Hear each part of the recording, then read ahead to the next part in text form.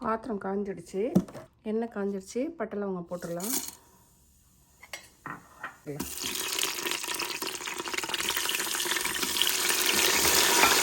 வெங்காயம் ஓரளவுக்கு வதங்கிடுச்சு. இப்போ வந்து புதினா கருவேப்பிலை, இப்போ வந்து இஞ்சி பூண்டு பேஸ்ட். பிரியாணி வாசனை நல்லா வருது, சூப்பராக. பூண்டு பேஸ்ட் வதங்கிடுச்சு. இப்போ மஷ்ரூம் போட்டுக்கலாம். மஷ்ரூம் பாருங்கள் ஓரளவுக்கு வதங்கிடுச்சு. இப்போ வந்து தக்காளி போடணும். தக்காளியும் வதங்கிடுச்சு. இப்போ அதில் வந்து 2 ஸ்பூன் வீட்டு மிளகாத்தூள், 1 ஸ்பூன் தனியாத்தூள், 1 ஸ்பூன் காஷ்மீரி சில்லி, ஒரு அரை ஸ்பூன் சீரகத்தூள், மஞ்சத்தூள். இப்போ சக்தி பிரியாணி மசாலா போட்டுக்கலாம். கொஞ்சமாக நிறைய வேண்டாம். இப்போ வந்து தேவையான அளவு உப்பு. நான் வந்து கல் உப்பு போடுறேன். கொஞ்சம் அப்படியே எண்ணெயில் வதங்கட்டும்.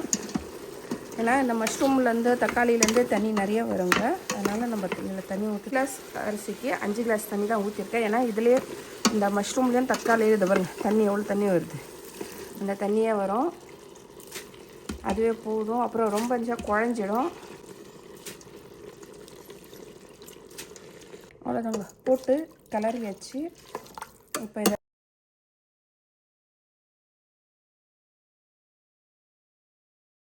இது மூடி போட்டு மூடிடலாங்க.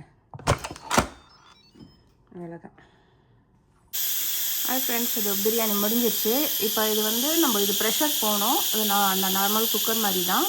இந்த ஒரு குட்டி பட்டன் இருக்கும், அதை ப்ரெஸ் பண்ணோம்னா அது அப்படியே புகை போகுது. அது ப்ரெஷர்லாம் போகட்டும். அப்புறம் நான் ஓப்பன் பண்ணி காமிக்கிறேன். ஓப்பன் பண்ணலாமா?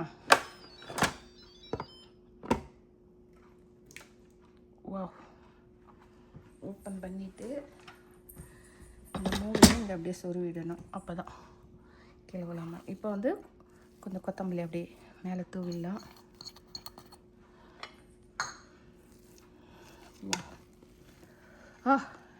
இங்கே பாருங்க, சும்மா அப்படியே சூப்பராக வேறையாக இருக்குது சாப்பாடு. நல்லா இதே மாதிரி செஞ்சு நீங்களும் சாப்பிடுங்க. ஏதாவது டவுட் இருந்தால் கமெண்ட்ஸில் கேளுங்க. புதுசாக வரவங்க சப்ஸ்கிரைப் பண்ணுங்கள்.